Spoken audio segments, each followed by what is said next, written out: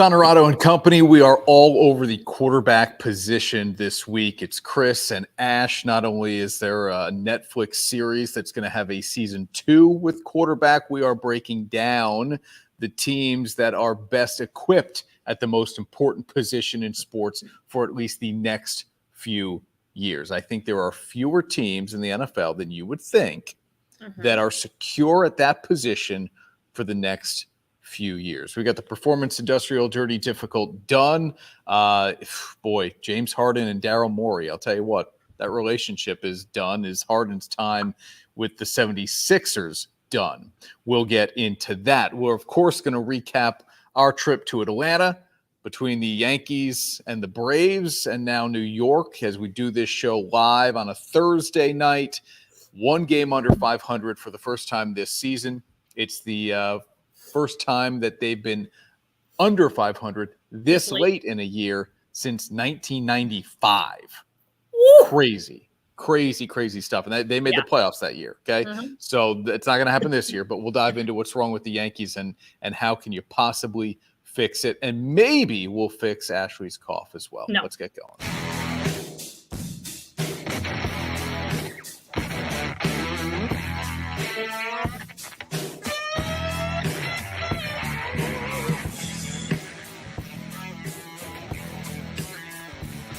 This is Onorato and Miller, sponsored by Alpen House. And a shout out to all of our local business partners here on Onorato and Miller. Week 3, new name, new time, same cough. Ash, let some people in behind the scenes here. You will see Ashley mute herself on multiple occasions. Repeatedly. She's had the same cough for at least 2 months. You will say shorter, but it isn't. It's been at least 2 months. Yeah, at least 7 weeks. If you are a pulmonologist, an allergist, if you have any sending theories, it out to the people here. Any theories, please put them in the comments, send them my way. I will listen to just about anything at this point. So what seems to be the problem? Every time you get a cold, you have a cough that lingers for months. At least 2 months generally. This cough has been a little different in that depending on where I am, in what environmental situation I am in, it seems to get significantly better, i.e. Atlanta. I come home, a disaster today. Total disaster, like uncontrolled coughing for the last 5 hours of my life. You can't go out in public. You can't do it. You can't be in a work environment. You just can't do it. It's pretty unbelievable. If anyone has any suggestions, it's been unruly, really. And I don't know. I don't have any answers. Some days I feel great. Right now I feel like I don't know what it feels like to smoke 10 packs of cigarettes, but I feel like I just smoked 10 packs of cigarettes. Well, you're allergic to something. Sam's watching. He's on with us early. We're an hour early this week with some stuff going on tonight. Lee Bryce was on the show a couple weeks ago. We're going to go check out Lee Bryce at the Palace on this Thursday night. We'll get to Chris Rooney's comment. Well, let's just do it here. He wants to know, how is there not already a job opening in the GM's office? There will be. Cashman, see if any dirt on the Steinbrenner family. It's crazy. Cashman's been around. I think he's been the GM since 98. Bob Watson before that, but I think it's been Cash's job since 98. Crazy how long he's lasted without winning, really, right? I mean, he won from 98 to 2009. Hasn't won since. Well, he won 98, 99, 2000. Well, that's what I mean. He won a lot from 98 to 99. Like enough to keep your job. Hasn't won since. How do you go 14 years? Well, the skeptics would say he won with the team Bob Watson put together. That's the way that would go, right? It's the kind of the carryover effect for college coaches. Sometimes you win with the other guys' players at times. Yanks are below 500 for the first time this season. Losing record again this late in the season for the first time since September 5th, 1995. They're 60-61. They're 11-19 since the All-Star break. They were one hit in Atlanta. They were shut out twice. I mean, not only do they not score enough runs, you couldn't name more than 2 starting pitchers you might trust on any given night. And I think it's only one, Garrett Cole. We saw it live and in person. And listen, I was prepared to go to Atlanta, not win a game, not be a super happy Yankee fan, knowing that you would be pretty happy because the Braves would win. I understand the gap between those two teams. One is going to be a World Series contender and one will not be in the playoffs. But it was worse than I imagined it would be. Like, we're talking after the second inning, not competitive. Of Basically in any game except last night. I mean, it was 2-0 last night. But the two games we saw, not competitive.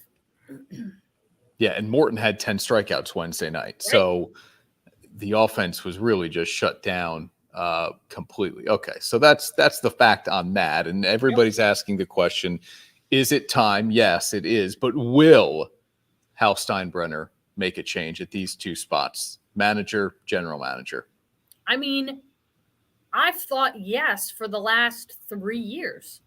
I've legitimately thought that it should not only be Aaron Boone, but that it should be Brian Cashman for the last 3 years. And he has yet to do it. My question is, how did the apple fall so far from the tree?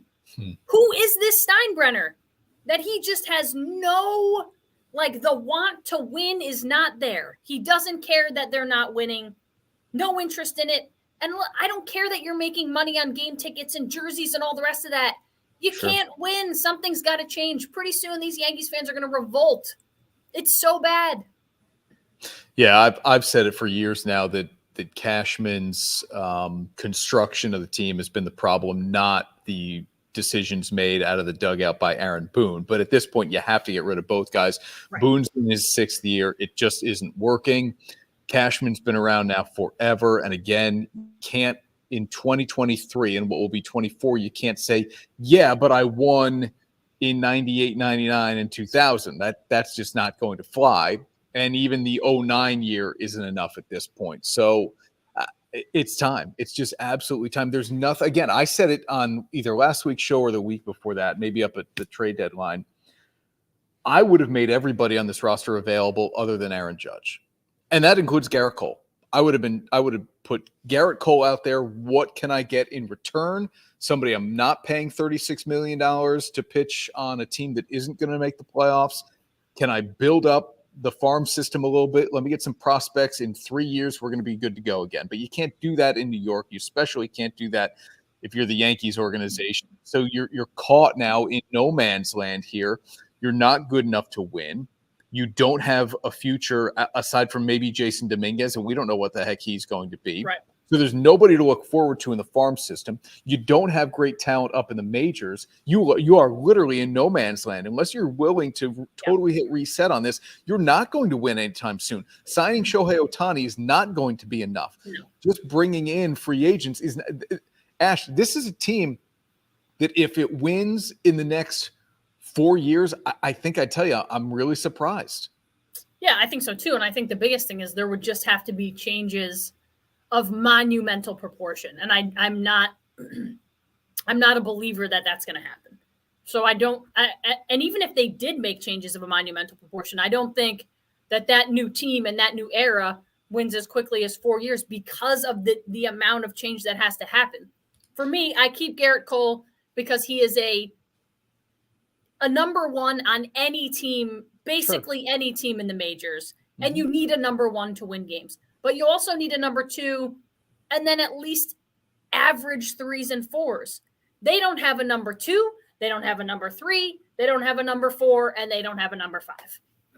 But you have to score runs to win games in baseball. Now, pitching's important, but you have to be able to score runs. I mean, look, we keep going back to the Atlanta lineup, but we could point at the Dodgers lineup too. These are relentless, and Texas as well. They are relentless offenses. The lineups are deep. There's no easy out really in that lineup. And so when you talk about the fact that the Yankees had a 2-game stretch where they struck out 30 total times, first time that's ever happened, where they've just, in terms of team average, but also total offense and scoring runs, they've struggled all year long, especially after the last couple of months of this season. So I don't know. How do you fix the issues here? Not easily. Yeah, I mean, I don't think there's a simple answer here. I also don't think they're going to chase Ohtani, to be completely honest with you. I don't think it's not a It's not a one quick fix Correct. type of thing. It has to be a change in mentality and philosophy at the highest level. It has to be things have to change. And I don't know if it's like a misjudging of talent, because while guys like Oswaldo Cabrera are good and guys like Anthony Volpe are good, they're not guys that are like once in a generation type. But that's not where they went wrong. No, I agree. It's the where big they went contracts. wrong was where they get right is when they unload Giancarlo Stanton, and when they're done with his contract, when they're done with some of these huge money contracts. And I'm not talking Garrett Cole, because Garrett Cole is actually earns the money that he is getting. Giancarlo Stanton does not. You have 4 more years of Giancarlo Stanton. I know, I get it, but that's where they went wrong is 4 years. Guys like Stanton, yes, Donaldson, continuing to play. Torres, he should have been traded a while ago when he still had some value. They could have seen this coming. In my opinion, they could have seen this coming. But they left him. Bringing Rizzo back, and now look, he started hot. He just hasn't done anything now in months. LeMahieu got a 4-year deal that you probably could have seen the downslide coming, right? If you're really kind of clear eyes at this situation. So to me, it isn't the young guys that just maybe aren't talented enough.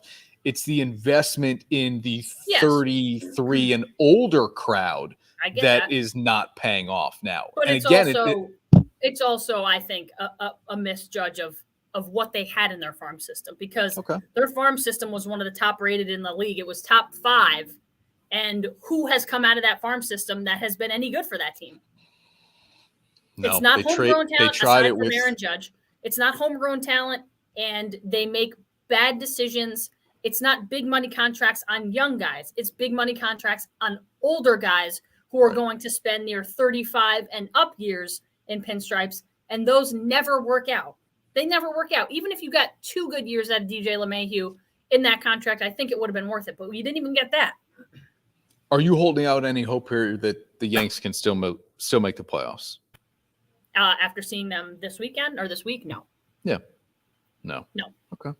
It's just, you can tell what a good baseball team is. And listen, the Braves are better than most baseball teams. There are not a lot of teams constructed the way the Braves are. And that's not to say, like, the Dodgers and Braves both have a ton of money invested in their lineups. It's just done differently. They've done it right. They've done it differently. A lot of it is homegrown, but for the Dodgers, it's not. That's been a lot of free agent signings. Yeah. But they've had young pitchers who have been absolute stars that people like you and I had never heard of before. And I know they've had injuries, but the Dustin Mays, like the guys who you just don't see coming, who come in and light the world on fire, even if just for a season or 2.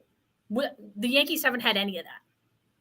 I mean, if that isn't the NLCS Dodgers Braves, there has been a big upset somewhere in the National League playoffs. All right, let's take a quick time out here on Onorato and Miller. When we come back, college football's top 25 rankings are out. Who's underrated, who's overrated, who's got the best shot of stopping Georgia's attempt at a three-peat. And again, we're all over the quarterback position this week in the NFL, not only from the Netflix show, but also in terms of what teams are set at that position for at least the next few years. I would say they're fewer than half the league, and maybe even fewer than you would guess beyond that. We're back right after this on Onorato and Miller. Whether you're into lounging, cruising, or just relaxing, summer fun starts with Alpenhaus. Enjoy a smooth ride that'll change the way you boat forever on a Barletta pontoon powered by Mercury Outboard. Nobody makes a more reliable, powerful lineup of outboard motors than Mercury to continue propelling your adventures. Now's the perfect time to buy a new Barletta pontoon with the legendary performance of a Mercury outboard. Alpenhaus, Route 30, Amsterdam, and alpenhausboats.com. I don't care what kind of stories that's been told on you. That may be a lot of things in life you used to do. Give true love to me, I'll understand. Just do the best you can.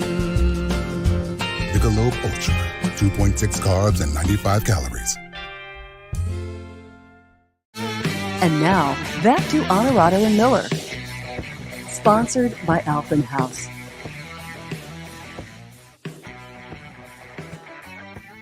All right, here we go. Onorato and Miller. It's Chris and it's Ash. And yeah, Carol wants to know. Carol missed the top of the show. Yeah, she did. We don't know what it is, Carol. It was a cold, and then it has just become a cough that lingers forever. I'm convinced it's some kind of allergy, but I am far, far, far I think you might be right. a doctor. So we'll just kind of bypass that because we don't know. And what they say in live radio used to be, when in doubt, leave it out. Here's the college football top 25 rankings, the top 5 teams. I remember when we first saw these scroll across the screen and you went, ooh, Michigan's 2.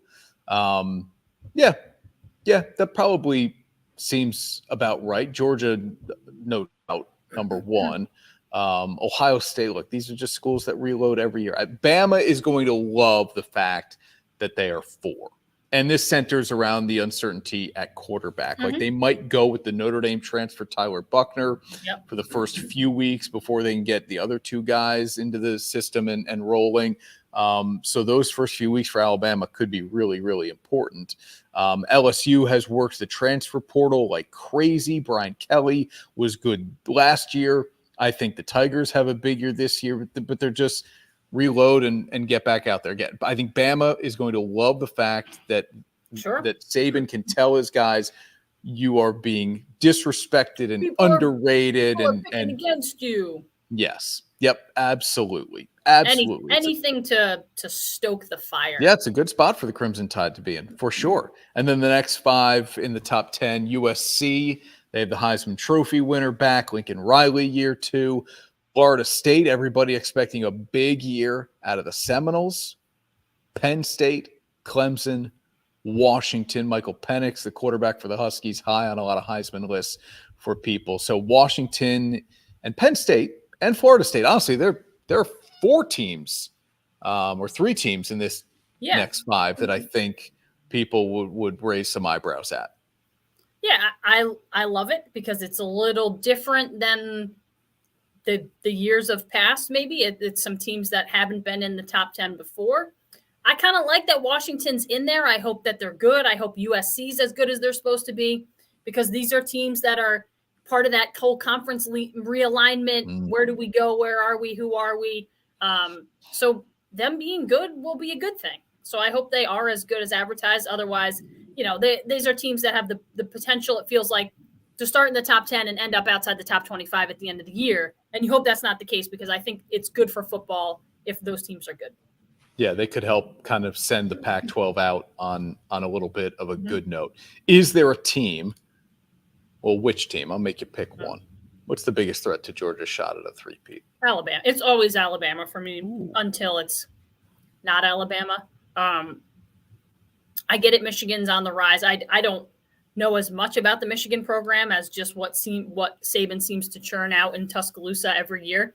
And like you said, even when these teams are picked 4th in the country or underrated or disrespected, sometimes that's better for them. That don't pick them number 1, because then all they can do is underachieve, basically, if they're not number 1, and that's hard to do. So yeah, I think it gives them a chip on their shoulder. I think for a long time the answer will always be Alabama for me. The team I'm most interested to see if they're any good is Texas. Like, that's a team that is, I mean, the days when we were growing up, Texas football makes college football more fun. Sure. More fun. I want Arch Manning. Well, you're going to get Quinn Ewers, who's pretty darn good, too. I want next year so we can get Arch Manning. Okay. Texas is right outside of the top 10 here. They're 11, and Tennessee is right there with them. In a lot of polls, they're tied. They're sharing the 11th spot with the Longhorns. To me, it feels like LSU is the team that is just ready to surprise some people. That look, they're already 5th. Yeah. So, but to pull off some upsets here, it's LSU. And I'm with you. I'm just interested. Can USC live up to it? They're loaded and ready to go again. Jordan Addison no longer there, obviously, but they're loaded up and and ready to go. This was interesting. We haven't done this yet on the show. It's a couple of weeks old. I've been meaning to get to it, and we just haven't had the time to do it in 58 minutes and 30 seconds every week. Brian Kelly told the media, I think at SEC Media Day, believe it or not, that he's going to be more transparent with his approach to injury reports. And that is, and he was very transparent about this, that he doesn't want bookies or people in and around the program getting information about injuries that aren't available to the public. And then kids can kind of be manipulated maybe to the idea of a bit of a gambling. Yep. So he's going to be very upfront about all the injuries to his guys to try to avoid anybody trying to work a little bit of an angle to get information on the program that maybe isn't already out there publicly. It's just kind of crazy that coaches have to think this way. Yeah. That, where I might hide an injury, right? The week of the Alabama game, I might hide an injury a little bit. No, now I'm going to take this approach where I'm telling all just to try to avoid any snakes in the grass. But I'll be interested to see if this works for him. Because if other coaches don't take this approach, well, then it's not going to benefit him to do this. It's going to hurt him because other coaches are going to hide their injuries longer, be more vague about what the injury is, what the timetable is. Could they return? Oh, yeah, they're probable, they're possible, they're whatever. And then you learn on Saturday morning they're not going to play. So it's all well and good. It's nice of him to say he's going to do that. But if 3 games in, he realizes that this is not helping him, it's in fact hurting him, is he going to continue to do it? Do you do something for the betterment of the game and the betterment of the sport that hurts your individual team? My guess is no. Yeah. No, not if it's that. Not if you can really make a clear line like, okay, these other teams have a book on us. We don't need them to have that information ahead of time. I don't know. It just kind of struck me as interesting that Brian Kelly's even thinking that way. Right? Like I'm dealing with a bunch of teenagers, early 20-year-olds. I don't need them potentially being influenced for information that just isn't, that I'm not putting out there as the coach. So he's trying to get ahead of it. We are in interesting times, that's for sure. All right, another time out here on Onorato and Miller. When we come back, our Performance Industrial Dirty Difficult Done takes us to the NBA, and there is always drama around James Harden. It has not stopped. Back right after this. Teams, athletes, organizations. We're transforming the custom apparel industry through product and purpose.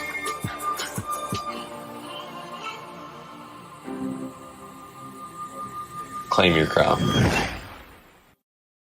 You've heard of unsung heroes. The men and women of Nyskoba are the unseen heroes.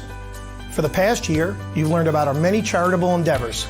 Now it is my privilege to share with you the work performed by our members, the 20,000 state correction and law enforcement officers shielded from view. They work in difficult and dangerous conditions and are an extension of the police who protect our neighborhoods. Nyskoba honors New York's police and firefighters and salutes its own members who help deliver a peaceful night's sleep. And now, back to Onorato and Miller. Sponsored by Alpenhaus. Shout out to Alpenhaus, Saratoga Eagle, Performance Industrial, Nyskoba, Marcella's, and Novice, which is where I am for this week's show at their headquarters right off Wolf Road in Colony. All right, Ash, let's just do it. And now, Dirty, Difficult, and Done. Sponsored by Performance Industrial. And a shout out to our guy, Bill Miller, and his entire crew at Performance Industrial, where we always tell you there's never a job that's too dirty or too difficult for them to get it done. This is what's done. Deal or no deal, whether he's traded or whether he was given a long-term contract, which he's not going to get in Philly, James Harden is done with the 76ers. He opted in to the player option on his deal for 35.6 or something like that. Mhm. And he was under the impression that by doing that, the organization would then trade him, that it would make it easier for the Sixers to trade him with an expiring contract. And okay, well, they floated him out there. By all reports, there were multiple conversations with the Los Angeles Clippers, which is Harden's preferred destination. But apparently the Sixers' asking price was too much. The Clippers and no other team wanted to match it. So Daryl Morey over the weekend says, you know what? We're gonna take him off the trading block. He didn't say we're gonna keep James Harden. He just said we're pulling him back. And we're not entertaining any more offers at the current time. And then Harden just absolutely blasts Daryl Morey. I think he was in China at the time for an event, and he just calls Morey a liar. I'll never be part of an organization that guy is with part of again. He's the team president in Philly. He was the GM in Houston when James Harden played for the Rockets. So there is history. But this was enough to topple all of that. And so I don't know how it ends up, but I know that James Harden will not play a game for the Philadelphia 76ers this year. Not only does he not want it, the Sixers can't afford it. This is a team that is going to tell you it has championship aspirations. You cannot have James Harden as part of one training camp, let alone regular season, and pretend like you're going to go win big games in the playoffs. Just not going to happen. So he won't be there. I don't know how it sorts itself out. Yeah. But what happens ultimately, right, is that the Sixers have to trade Harden for pennies on the dollar. I was going to say that everybody knows he's not going to play. Have to take a loss on this.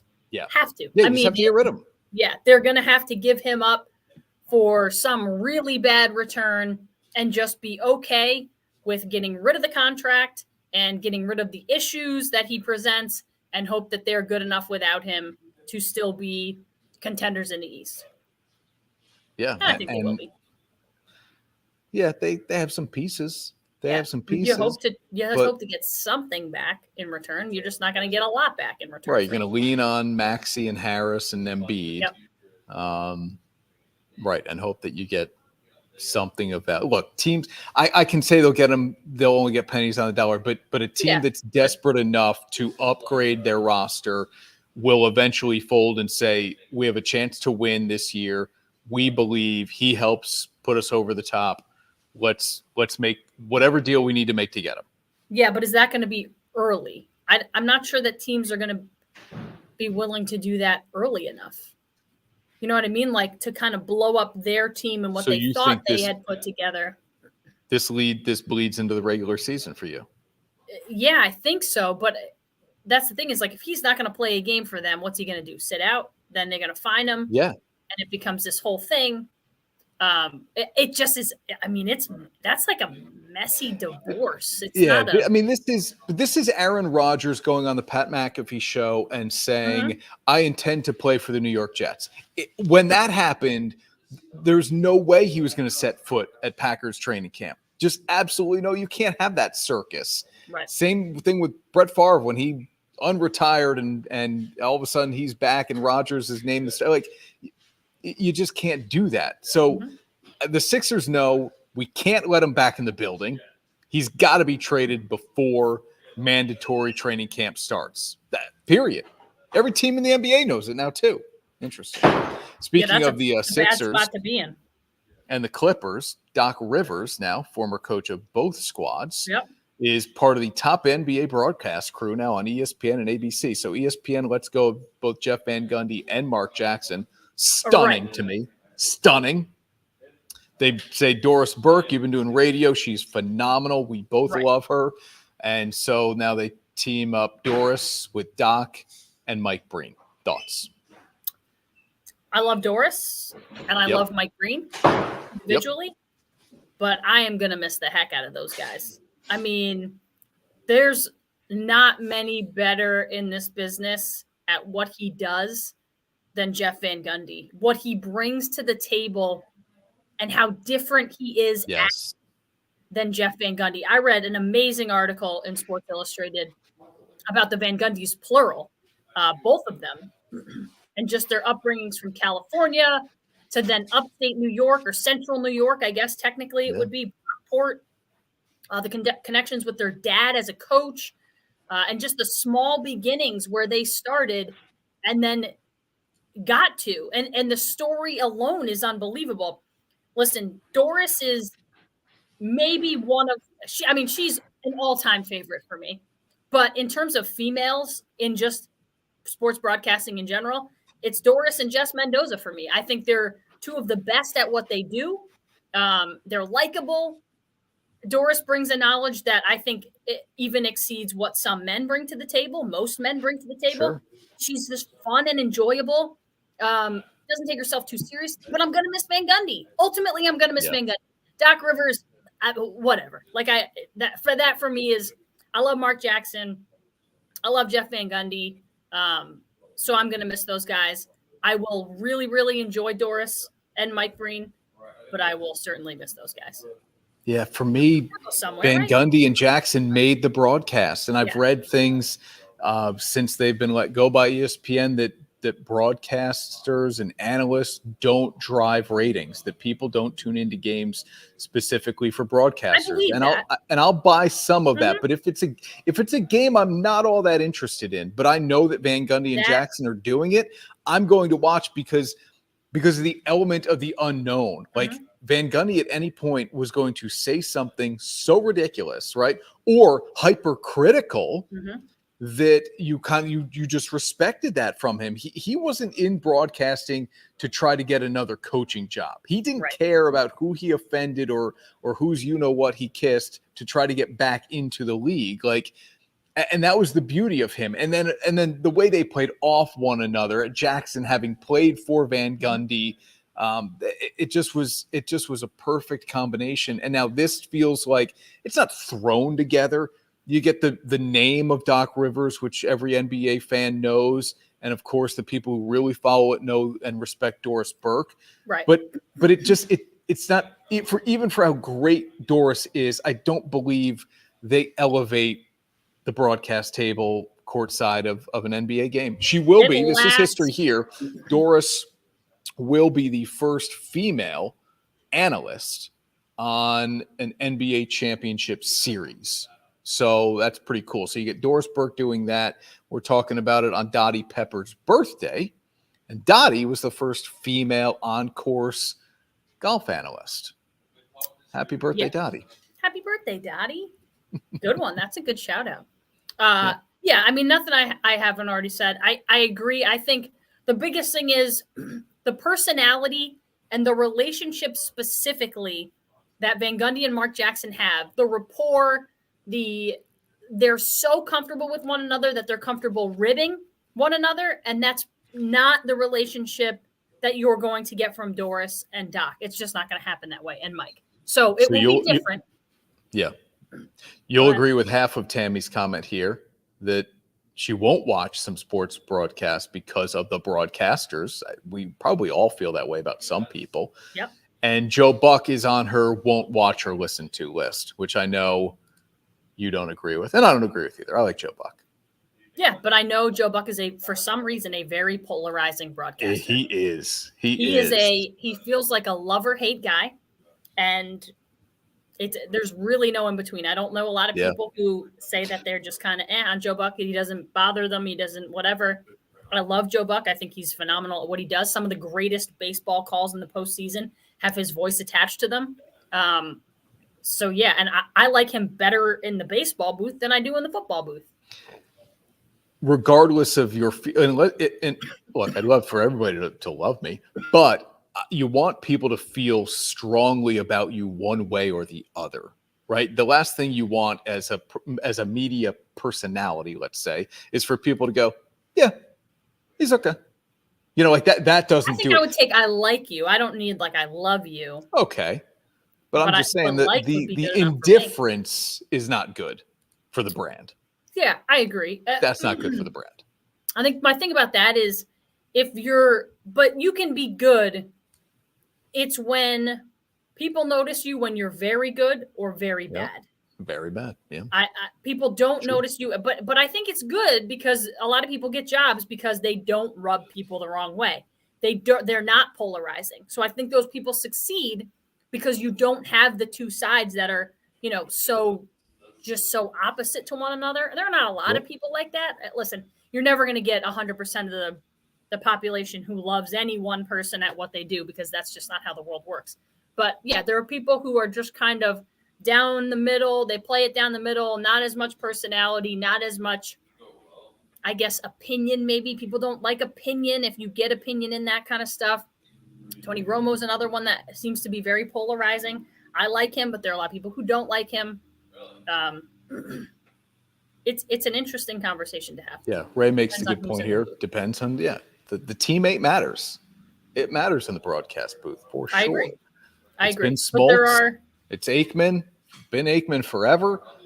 He's obviously no longer in baseball on Fox, so the Smoltz combo is out. I love Smoltz too.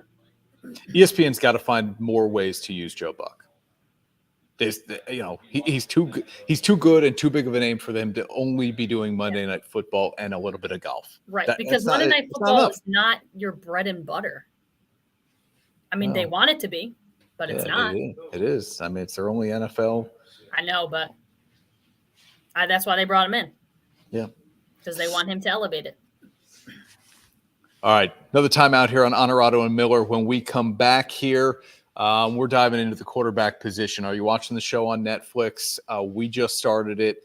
It's phenomenal. It is. And I'll get into it. Mm-hmm. We'll also break down which teams are set for at least the next few years at the quarterback position. If you've got thoughts on the Yankees, we will take them. We're back right after this. At Marcella's Appliance Center, our commitment is to you, providing essential appliances that families depend on. For cooking, refrigeration, cleaning, and sanitation, plus appliance repair, you can have peace of mind that Marcella's is here for you today and every day, like we have been since 1957, helping you make the right choice with trusted brands like Whirlpool, Maytag, KitchenAid, and many more.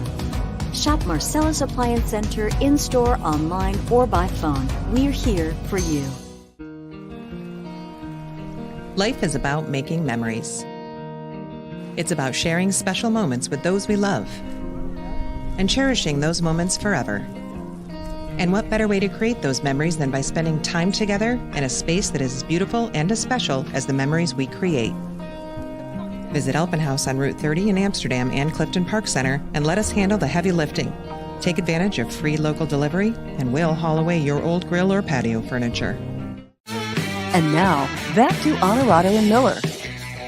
Sponsored by Alpenhaus.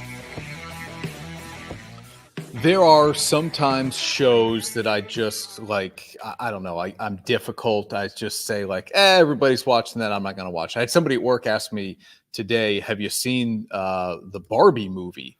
And I said, no, haven't seen it. Don't have plans to catch it. And the response was, yeah, but it's like so ingrained in current pop culture now. Which is why I'm a little surprised you're kind of writing it off. If you don't see it, you don't understand the references. Yep. You're not up on what other people are. You can't give an opinion one way or another. And I said, what is it about that movie that would make me I have to go? Is it like over the top funny? No. Is it like historically significant? No. It just feels like, I've heard that it's empowering for the female movement, and that's great. But in a way, Barbie has always been that. Objectified, yes, but in that displayed the power a female can have many times. So I haven't seen the movie. I don't think if I see it, it'll be streamed. If I see it, it will be streamed, period. Okay. It will not be in a movie theater. And I guess maybe there'll be a quiet night where we have nothing else going on and we say, you want to watch Barbie? We got a lot of stuff on the list. But, we do. So I say all of that to get to the point of I'm glad that I succumbed to the peer pressure of watching this Netflix series. It's not a doc. This Netflix series called Quarterback, which is already up for a season 2. They're having a hard time finding quarterbacks who are going to do season 2. Okay. But there is already a season 2 in the works, so we would see it this time next year, This is detailing a the good 2023 question. season. So who would you like to see featured? I can already tell you the guys who have said no, if that makes it easier for you. Here are the list of quarterbacks who have reportedly already turned it down: Daniel Jones, Jalen Hurts, Trevor Lawrence, Tua Tagovailoa, Dak Prescott, Geno Smith, Justin Fields, Jimmy Garoppolo is the latest to say no. Boy. So take all of those guys off the board, and which 3 would you like to see featured? That's rough. I was going to say I would be very interested in Jimmy G. Listen, if Aaron Rodgers would commit to it, I would take him because it would just be another version of Hard Knocks, and I want a glimpse inside of his weird world. That's a Backstreet Boys song, by the way. Weird World is a Backstreet Boys song? I believe that's the lyrics. I don't know if that's the name of the song. I'm not surprised that didn't go to number 1. No. Sam wants to know, have you watched Hard Knocks yet? No, we started this instead, Sam. I will watch it someday. I also don't enjoy, Chris knows this about me, I don't enjoy watching something on a week-by-week released basis. So this Hard Knocks may be better for me once it's all, like once the season is halfway done, I can start catching up. I don't enjoy like one episode and then I have to wait a week to watch another. So we start a quarterback instead. Okay. All right. So we're back to the question here. Yeah. What 3 quarterbacks? Rodgers is 1 for you. It's good. Yeah. It's rough. I was going to say Garoppolo. Justin Herbert wasn't on that list, right? Mm-mm. I'll take him. Okay. And Trevor Lawrence said no. Yeah. It would be a good one too. I'll jump in here and just Josh Allen. He'd be good. Joe Burrow is made for it. He'd be great.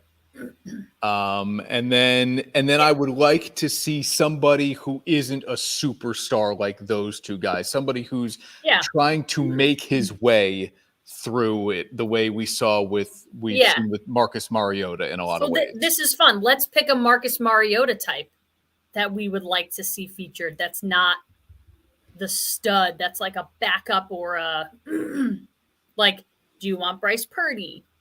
Do you want, Bryce Purdy might be the starter. Like a backup, Gardner Minshew.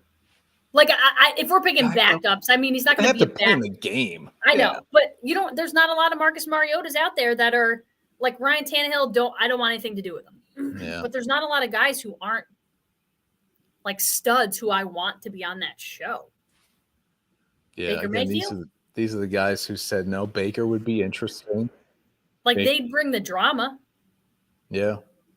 I can't believe all those guys said no. I'm not surprised Daniel Jones said no. He's no fun at all. So, of course, he said no. And I was just going to say that about Russell Wilson. He wouldn't be any fun. That would be the most boring show ever put on TV. Yeah, maybe. But he's got at least an interesting enough life that it might be kind of cool. Because it's a very, a lot of quarterback is... The glamorous life. Yeah. Is an inside look at the home life of these guys. And yeah, only current quarterbacks, Tammy. Yeah. and it's interesting. All right. So Jeff Casey, the Trey Lance... I'm out on Trey.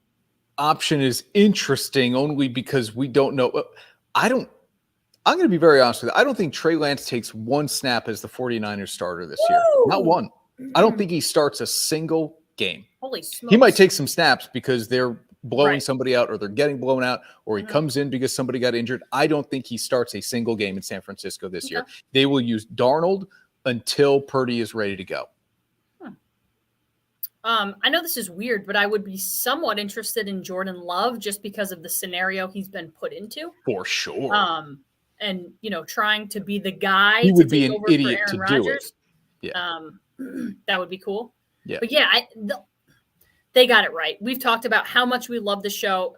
Peyton Manning is the executive producer of this show. They hit it out of the park. The production quality is amazing. The access they get is unbelievable. Just mic'd up in huddles and in their houses and in the training rooms and in the ice baths. It's unbelievable.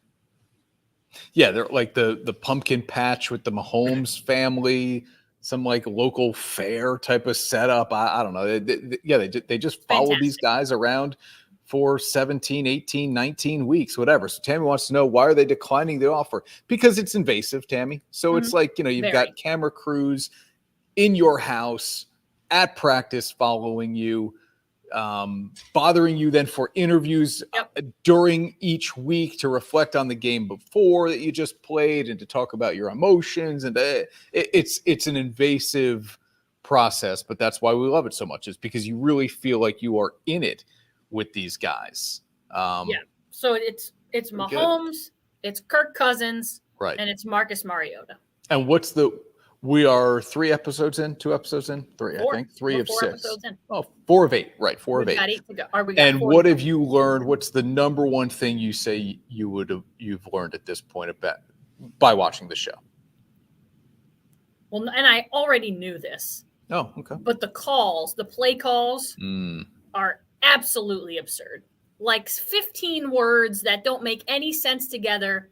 Yep. Like right fly, X hot dog, Jimmy T, F jump sideways. And then they repeat it. It gets sent to them in their helmet, and then they repeat it. And somehow it all makes sense to everyone in that huddle. Meanwhile, I'm thinking, oh my God, I don't even think I could recite that in the huddle after somebody said it in my ear, let alone know what I'm talking about. But it's interesting the way they break it down. They're like, well, this is the coverage part, and then this is the this part, and this is the that part. It's wild. For me, and this is not new, but it's just like how detailed these guys are. I mean, what Kirk Cousins specifically puts himself through mentally, physically, to try to stay at the top of his game now as he goes into his mid-30s. But the number one takeaway for me is how likable Kirk Cousins is. We've ripped him forever about not being able to win in prime time or win the big game and a playoff game and all this stuff. And look, I'm never going to root for the Minnesota Vikings in my life. Yep. But if Kirk Cousins were to find himself on a different team that was not a threat to Green Bay, I would like to see him succeed. He seems like a really good guy. Teammates like him, takes some brutal hits and keeps ticking like that. I don't know. He's a very likable person in this series. I always thought he was a little bit like cocky and arrogant, and I hated the whole, you like that, and you'll learn all about it. And they go into that, game and that episode in an episode. I always just kind of thought he was arrogant, and he just comes across as like guy next door, totally cool. He's like your average dad who just happens to be a very brilliant studier. And he's the first to say, he says it all throughout the episode, all throughout the last episode we watched, like football is an academic sport. For people who tell you that you don't need to be intelligent, forget classes, you don't have to go to them. He's like, all you do is study and learn. Yeah. That's all you do is study and learn about the quarterback position. And then you go out there and you put it all to the test. So yeah. It's funny. I confused it, but yeah, no, but I think, and I'm not saying you did, and I don't know that Jonathan is even saying that you did, but I heard somebody else use this phrase in comparison recently with the successes and failures of quarterbacks in the NFL. Guys who are cocky or arrogant are generally the ones who don't succeed at that position, but you've got to be confident. Absolutely have to be confident.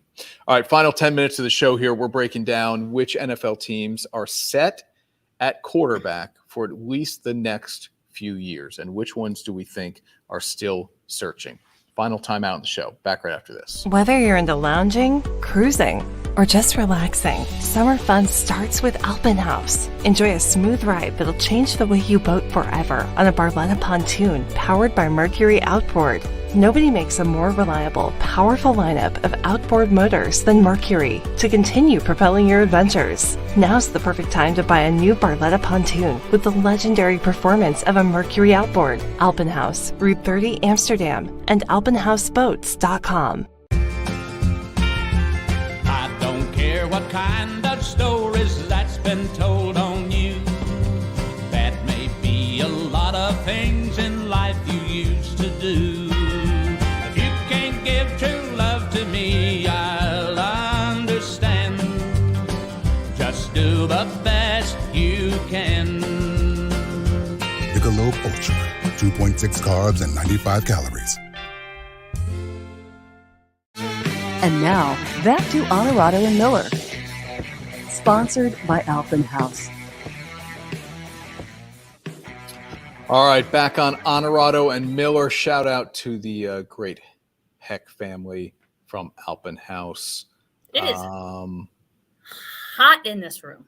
Oh, really? Holy smokes. I think it's like 90 degrees in here. So we do a lot of times I'm there with the fake wood background, but Ashley is in the podcast room at the TV station right now.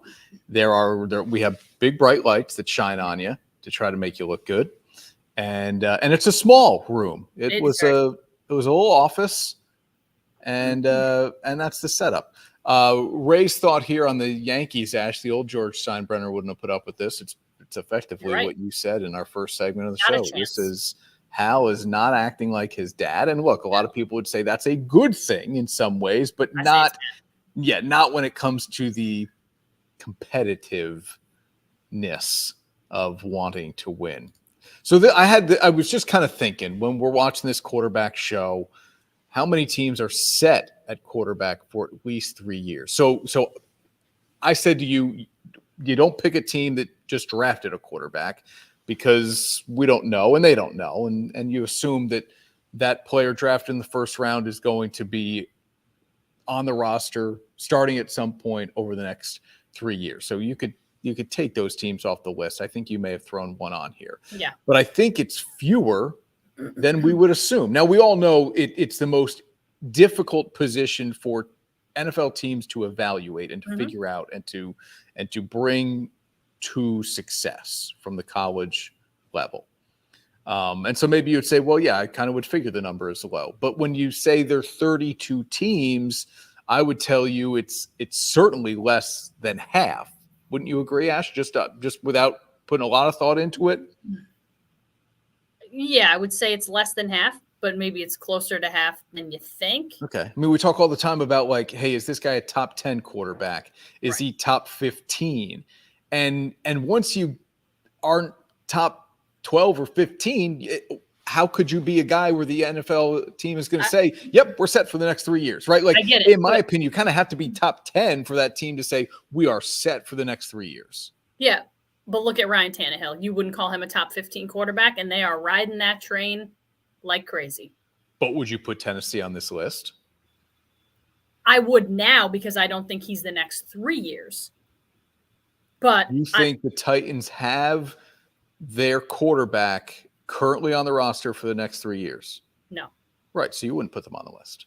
No, but I don't think you're talking about he's been there for like 3 years. He's a guy who I don't think people 3 years ago would have said the Titans have their quarterback for the next 3 years. He's not a top 15 quarterback. He's a guy who kind of like bucks the trend a little bit. Yep. Okay. I see what you're saying to me. All right. Here are your teams.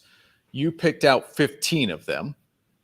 Run them through quickly here. Buffalo, everybody would agree with.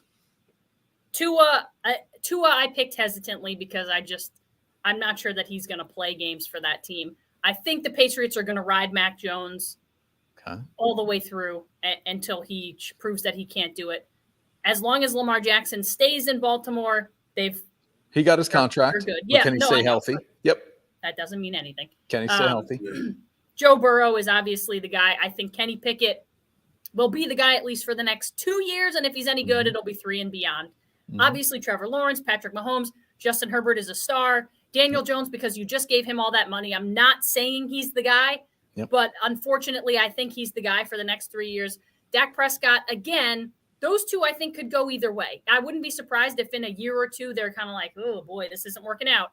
But I think because of the money invested in those guys, ultimately they probably will be. Jalen Hurts is a star. Justin Fields is a star. I included Bryce Young because I wasn't sure about whatever. And somewhere in that roster, San Francisco has its starting quarterback for the next 3 years. Okay. All right. Here's my list. You had 15. I say 12. Buffalo's my only team in the AFC East. The Jets don't have the guy. I can't say with confidence the Jets have the guy. They might. Can't say they have the guy. Look, I think Mac Jones is probably there for 3 years, but I can't. And Tua's injury history is just obviously enough for me to say that I don't believe Miami for sure thinks that they even believe they have the guy for the next 3 years. Okay, I'll take the entire AFC North. You outlined why Cincinnati, Pittsburgh, and Baltimore.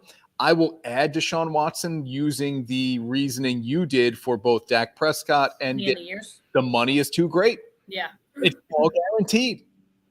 Last year, not even half a year. Yeah. Really, I just think no matter how this year goes, the Browns are going to try to build around Deshaun Watson. There's too much invested in him to just cut him loose at any point. Jacksonville's my only team in the South. Again, I'm taking the Colts out of the equation. Even though Anthony Richardson might be the guy. Yes, of course, Mahomes. Yes, of course, Herbert. No to Russell Wilson. No to Jimmy Garoppolo in Vegas. Daniel Jones because of the contract. If it were a 2-year deal, the Giants wouldn't be on my list. But it's a 4-year deal or whatever they gave him, and so he is on the list. Prescott, same thing. I think Dallas will forever believe that Dak Prescott, and because of Jerry Jones, that he can be the guy there. And I believe he can be. It just somehow hasn't worked out yet for whatever reason. Jalen Hurts, yes. So I've got 3 in the NFC East. The only other NFC team I'm picking is Chicago. You said Justin Fields is a star. I think the jury is still out on Fields. Can he be an effective enough passer in this league to really win enough games? I don't know. But they love him. He's tough. He runs. They should be a much better team this year. They have built around him. They've made moves. They've tried to improve. I still think even if it's not great this year, they give him at least another year. And I don't think he's going to disappoint. He was good last year. I thought he was really good.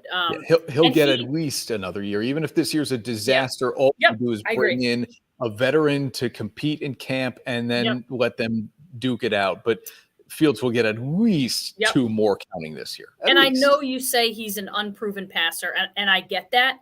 But what he can do with his legs, there aren't a lot of guys who can run like him in the NFL. He is a great running quarterback, and he proved that last year. And so I think you try to figure it out, and you try to utilize what he's really good at, and you supplement with the passing game and allow him to do what he's good at. So Geno Smith just got a big contract in Seattle. He's not on our list.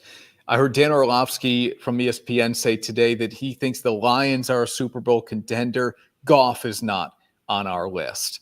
But it just tells you, I think, how tenuous the quarterback situation is every single year, that you can really only bank on a couple of years. We don't know what Jordan Love has. Obviously, huge prove-it year in Green Bay. They believe he's the guy for maybe the next decade, but hasn't shown you anything to say it's going to happen. And the Lions could be a Super Bowl contender this year and maybe get close to it, but I just don't think 3 years from now Jared Goff is the starting quarterback.